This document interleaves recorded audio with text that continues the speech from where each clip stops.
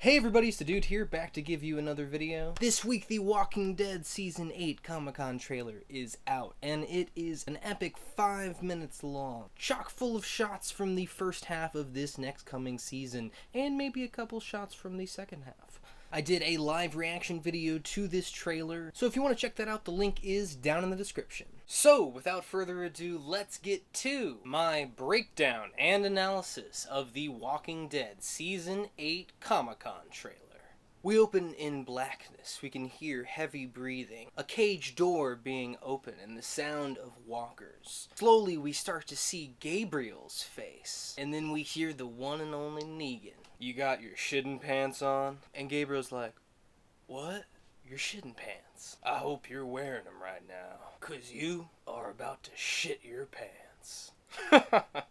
Oh man. We've opened with a famous line from the comics. Now, I know what happens in the comics that makes this line come about, but all we've learned from this scene is that it looks like Gabriel's been imprisoned by Negan. Traditionally, if you're in Gabriel's shoes, you either join Negan, escape, or are killed. So it's hard to say what's going to happen to Gabriel. I'm going to try to keep this as comic book spoiler-free as I possibly can, because it's not really predicting if you know what happens in the comics. So what Gabriel did to get here, I really couldn't say. Last season, the character of Sasha replaced the comic book character of Holly, someone who was trying to sacrifice themselves for the greater good in order to take down Negan. This line in the comics is said around the same time that Holly is taken prisoner. But because her fate has already played out in the show through Sasha, it means that Gabriel is going to experience, well, a different fate. Meaning that the possibilities are very open. In the background behind Negan, you can see the shadow of zombies trying to break in. This tells us that wherever Gabriel's stuck, Negan might also be stuck. Moving on to the core of this trailer, the middle 3 minutes mainly revolve around setting up the war. We get a long series of shots that are not in any particular order with no dialogue backing them. It establishes all of our characters, but not really what they're doing or their motivations. We got a beautifully backlit shot of Rick, then we see Carol and Tara holed up on an overpass. Later we see that a herd of walkers is passing underneath them. Similar to the opening of Season 6 where the gang was all herding the walkers away from Alexandria, and the Sanctuary's redirect duty, along with how the Oceanside people use bells to redirect the walkers. I can imagine that herding the herd of zombies will play a major factor in this initial offense on the Sanctuary. We see a really close shot of Morgan with the blood that he got on his face in episode 13 of last season still there. It's Richard's blood, and this is forever a symbol of that whole struggle. Morgan's search for his identity, whether he's a killer or not. This is one of the things I'm looking forward to most from this Season 8. What Morgan's journey is going to be. At the beginning of Season 7 in my death predictions video, I predicted that Morgan would die at the end of the season. But I didn't really have all the information. I didn't know when the war was actually going to start. But I absolutely think that my theory is still valid for about halfway through this season. I will be producing a new death predictions video, but until then, if you'd like to see my old Morgan theory, the link is down in the description. We see a two-shot of Rick and Maggie. He seems to have a little bit of a smirk on his face, as if he just said something confident and smart. She, on the other hand, shows doubt. I can imagine these two being the two primary leaders and two characters that we've been following for so long, that some conflict in leadership might come out, especially in how to deal with Negan. It's quite possible that Maggie would want to be a little more ruthless towards Negan, while in other situations she might think things through more carefully, while Rick might want to go all guns blazing against the Saviors, but want to take his time in figuring out how to deal with Negan. We see an over-the-shoulder shot of Ezekiel walking through a crowd of parting Kingdomites. In the Season 7 finale, the Kingdom came to the Alexandrians' rescue without actually informing the rest of the community. I would assume that this takes place relatively at the very beginning of the season, where Ezekiel tells his people that war is officially on.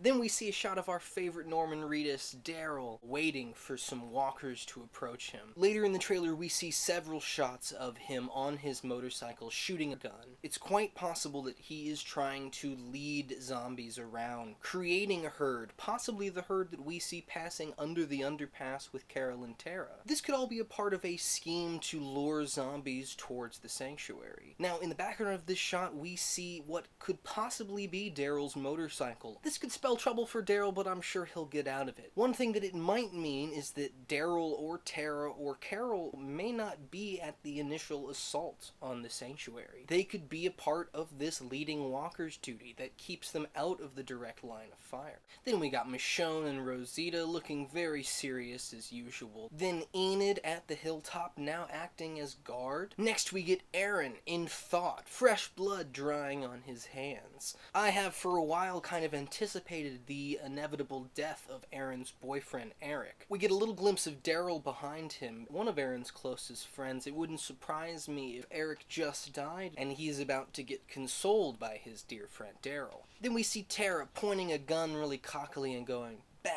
The background is moving, implying that she's on top of some kind of vehicle. We also get a look at a white piece of cloth tied around her shoulder, very similar to the one we just saw on Daryl's arm. This could be in the remembrance of someone who just died, like Sasha, or it could be just a way of bringing everybody together, uniting against Negan. Next we have a beautiful shot of Dwight through the wheel of his motorcycle, reading a note that appears backwards to us but says tomorrow pretty clearly. At the end of the last season it was implied that Dwight is going to start playing double agent for the Rick group. He got a message to Daryl at the end of the episode that he didn't know about the whole Scavengers betrayal, and this here could be a continuation of the communication between the two groups. Of course, this note could also be from Sherry, Dwight's ex-wife. The last time we saw Dwight looking at a note like this, it was from Sherry, and she disappeared last season and is yet to come back. One thing I know is that I am very excited to see how Sherry is finally reinstituted into the show. Ideally, it would make sense that she would join Rick's group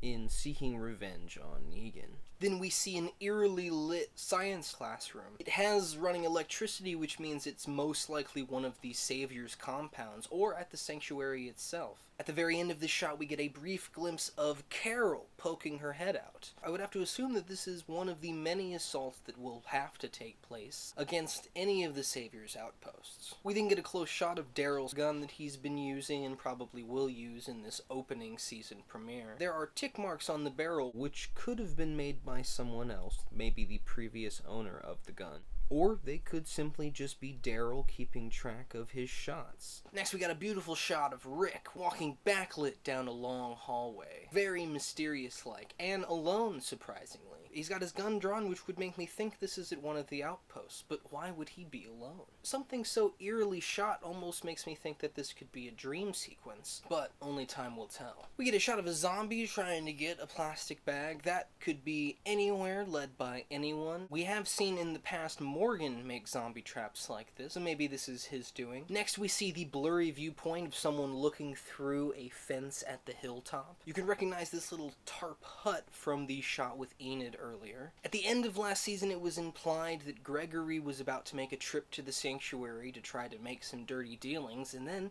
he never really showed up in the season finale. Maybe this is him trying to sneak back into the Hilltop, or it's some of the Saviors infiltrating the Hilltop with the information that Gregory has just given them. We next see Aaron driving a truck that has a steel-reinforced wall on the side of it. This, no doubt, in preparation for some kind of assault. If they were to drive these trucks up to the front of the sanctuary, this would give them fantastic cover against any kind of guns. If you got 3 or 4 or 5 of these trucks, they would be in good shape to have a strong front line. It's also worth mentioning that this shot is from the point of view of someone else looking at Aaron through a pair of binoculars. In the history of the whole show, I'm not sure if it's ever been the good guys that have been the ones spying, except maybe when it was Aaron. So if it is their plan to use these cars with these barriers to make a front line, Negan is gonna see that coming from about a mile away. We then see someone with their hands tied trying to cut the ropes with a piece of wood. It looks to me like this is one of Carl's famous blue flannels, which would serve to mean that Carl gets captured by Negan once again, but that he no doubt will probably get out of it. Then we see a person's eye looking through a hole in a shipping container. Later on in the trailer there is a very, very brief shot of Rick, with no clothes on, similar to Daryl last season, in a cell with holes in the wall, one of which lines up exactly with where his eye could see out of, meaning that this is Rick, who has, I guess, been captured. That is a crazy revelation, and it's a little ridiculous that they would show us this in the trailer. I suppose it's possible that he was captured by not Negan, but the scavenger group. They are the ones more likely to put him in a shipping container. But whatever the facts may be, Rick is going to spend some time in a rough place this season. But again, like I said earlier, this could also be some kind of dream sequence. Last season it was shown to us over and over again that Rick has not been sleeping, and with the stress of this war coming down on him, I would imagine that that would finally come to the forefront of his story. Then back at the Hilltop, we got Maggie and Gregory there together, looking at the camera as it moves past them, as if we are someone they're looking at, and they don't look happy to see us. If it's one of the saviors they're looking at, it doesn't really make sense why they're even in the Hilltop, because isn't it wartime? The Hilltop showed up to fight the saviors at the season finale. They shouldn't really be letting them in. So this is somebody good that they're not approving of? Perhaps this is Rick and the gang coming from Alexandria, in need of help, possibly having messed up given this very disappointed look on Maggie's face. Next we get a look at what seems to be from the inside of the famous RV, looking out at the line of trucks and cars with big steel barriers hooked to them. There's at least 9 cars in this shot, meaning that my assumption is right. They mean to create a barrier, but it also could serve to direct a herd of zombies, if that's what they're into. They could just drive along next to them, making sure that the zombies make the turns they want. After the sun is rising, we see that all of the people have gathered in this field, possibly just outside the sanctuary borders, and Rick is giving them this big speech about the larger world that Jesus has introduced them all to.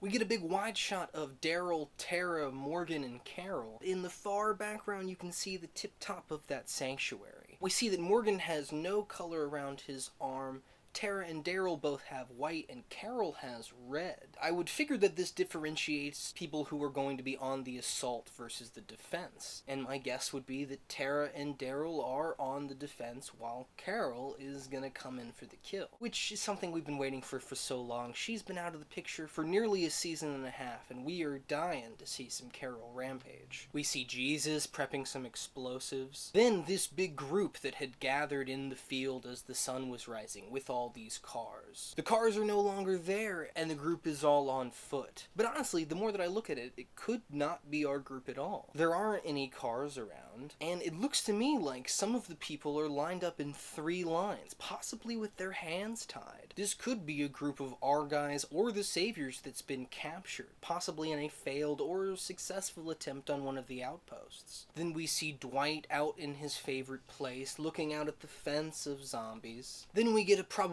too revealing shot of Ezekiel covered in blood next to Jerry, also dripping in sweat and covered in red. Jerry says, "Thank you, Your Majesty." He's like, "For what?" "For being such a cool dude." And they look at each other. This, I'm gonna place my money on it right now, is Jerry's last line. I think this situation looks a little too dire for both of these characters to get out of it. When you look at Ezekiel, you can see that the confidence is kind of gone from his face. Then we see several shots of Morgan and Jesus leading an assault on an outpost. One that looks very similar to the one that Rick and the gang attacked in season 6. We got a great shot of Rick and Daryl. We haven't really had these two together for much longer than a scene since almost a season ago. So I hope we get a bunch of, maybe a whole episode of Rick and Daryl. Then we see in the forest Ezekiel leading a mass group of his armored knights. We see Maggie up against one of those steel walls hooked to a car. Just in the background, I believe you can see the wall of the sanctuary. She raises her hand as if to signal an attack, and on her arm you can see a green piece of cloth. That's 3 colors now that mean, I'm sure, 3 different things. If she is in front of the sanctuary with these cars creating a boundary, perhaps green means assault, and red means something else. Or, hold on, maybe green means Hilltop, red means the kingdom, and white means Alexandria. I'm looking forward to see what these colors actually mean and how they play into the overall story. We hear Rick in the background, he's talking about how this world is ours and we're going to win. In fact, we've already won. And then we get a bunch of really quick shots of every character we know. Tara, Morgan, Carol, Daryl, Rosita, Rick, Maggie, Michonne, Gregory, Aaron, Carl, that chick from the kingdom, Jerry, this new Indian guy. I hope he's Indian. I didn't mean to be racist, but he kind of looks Indian to me. Enid, Jesus, and a whole bunch more. Then we see Morgan a better angle where we see the red band on his arm, making me think more that signifies he's a part of the kingdom. He's in the forest fighting Jesus of all people. They were just shown to be taking part in the same assault on the same outpost. So it's possible that something went wrong there, that their ideologies conflicted. I'm not really sure what Jesus's ideologies are. He has gotten very little screen time, and the stuff he has done, well, I won't beat around the bush. I am not the biggest fan of TV show Jesus. For some reason, he doesn't capture why I love comic book Jesus. It's really hard to figure out why, and it's not just because he's too short. When Jesus was first introduced to the comic, and his name was Jesus, and we learned about this new group called the Saviors, and this bad guy Negan, I kind of thought that the inevitable twist was that Negan's just a red herring. He's not the real bad guy, that Jesus is the real bad guy. He's this cool, tall, bearded dude, and what's more trustworthy than a guy named Jesus? But that he would eventually kill Negan and take his rightful place as the true leader of the Saviors. But it turns out Negan's actually a bad guy and the main bad guy. And that Jesus is just a super cool ninja gay dude. But maybe Morgan has some of the same kind of suspicion that I did. That Jesus has an ulterior motive, or that he's thinking only of himself and his people. Or it's possible that Morgan is altogether gone a little crazy. Whatever the case may be, I am super excited for a Morgan and Jesus fight. I hope that this wasn't a tease for a tease. I hope that it's an actual fight that is actually awesome, that actually gives us something worthwhile. Hopefully. Then we see Rick on the ground getting punched and then punching back at a guy. They make it so we can't really spot who this guy is, but I'm excited for a Rick throwdown. Then we see Michonne and Rosita in a factory-type room.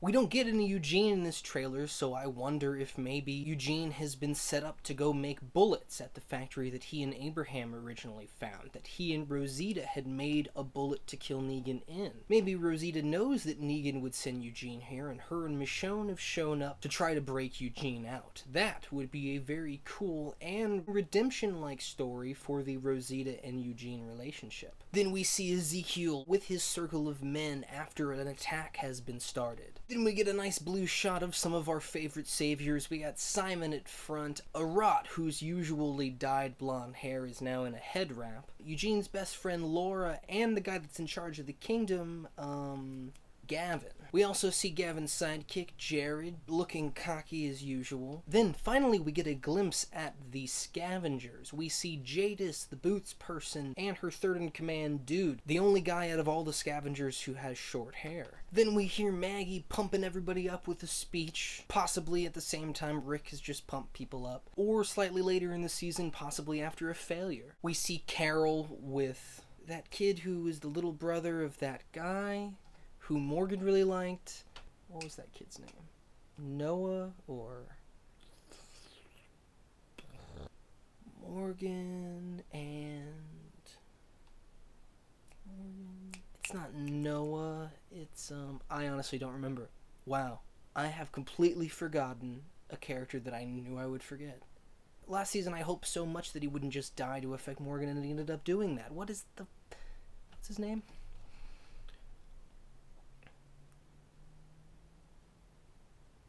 Benjamin! Oh, whew. Man, that was gonna kill me. Anyway, Carol is with Benjamin's younger brother and Jerry. She's aiming a shotgun at something. The only thing I can gather from this is that this is before the kingdom has officially gone to war, because Jerry is in his steward outfit. Then we see a pretty great shot of Shiva surrounded by zombies. I am super excited for Shiva to get some action. I loved the action she got in the season finale. I thought she looked great, and it's going to be awesome to see her gnaw on some zombie skulls. I don't know if that would make Shiva sick, or if tainted meat has an effect on tigers.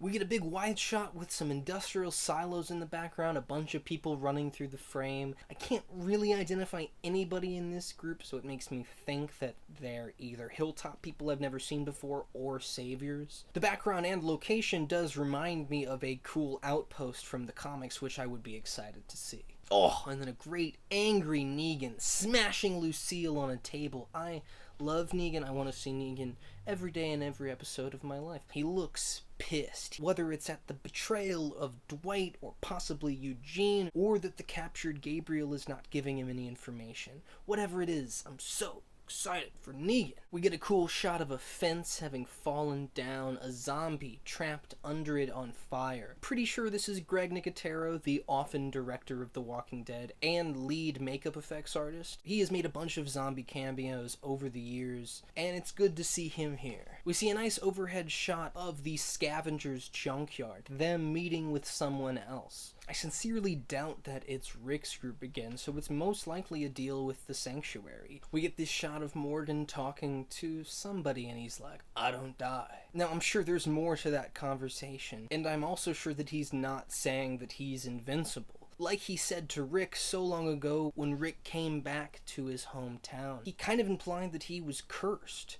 that he was meant to stay alive and endure this world, that was his punishment for letting his wife and son suffer. Again, I'm so excited about Morgan's story. I really, really want some juicy Morgan stuff. And as always, anytime a character says something so absolute, something like, "I don't die," well, it definitely means they're gonna die. We see another shot of the fight with Rick and I guess a savior. We get a better look at his face. He's just a white dude with a beard, no one we've ever seen before. But still, love a good Rick fight. We see this new, supposedly kind of Middle Eastern Indian guy getting attacked by a zombie. I'm interested to see how he's going to get interpreted into the show. I feel like we have enough characters to deal with, so why they're introducing a totally new person, I'll be very interested to see. Next, we see an explosion that takes place outside the sanctuary. We can tell because there's one of these statues that we've been shown numerous times is outside of their building. Then around the silos that we saw earlier, we see several Kingdom Knights just get blown down with a machine gun. There's a big car crash with an 18-wheeler. Oh, we see Rick doing some dirty dealings, jumping from one car to the next. In front of him we see Daryl shooting at somebody off of a motorcycle. Those two things seem a little crazy, pretty spectacularly action-packed. Last season had a number of these kind of ridiculous set pieces, which I might just have to get used to. I mean, this is all-out war. And then we get The Walking Dead.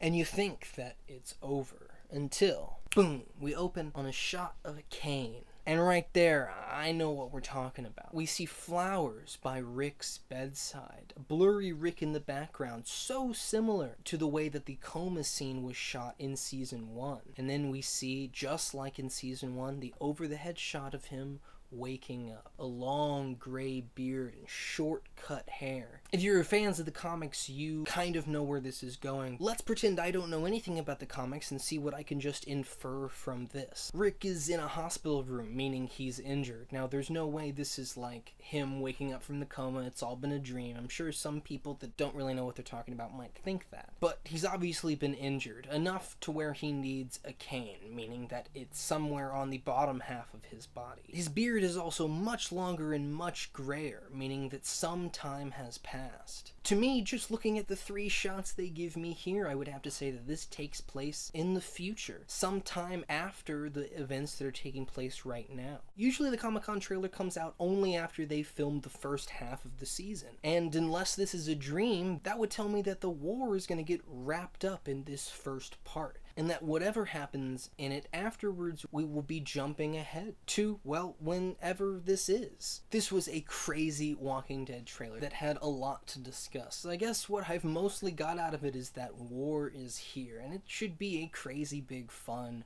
ride. The conflict that I'm most excited for is Eugene, Morgan, Dwight, these characters whose intentions are unclear. I always love to see Rick and Negan together or apart. They command the room when they're in it. And with that, I have covered everything I can. If you liked what you see here and want to see more Walking Dead videos, please like and subscribe to the dude. If in the time from now till the season premieres you just can't get enough Walking Dead goodness, go check out my 16 video reviews of every episode from Season 7. They are good and thorough, and I spent a lot of time on them, and I think you would have a great time watching them, and probably remember some stuff you missed from the season that'll better prepare you for your Season 8 watching experience. Please let me know in the comments what you thought of the trailer, how it was put together, and what you think it's saying about the next half of the season. I hope you'll be looking forward to my death predictions for Season 8. That has been all for me. Till next time, this has been the dude. See ya.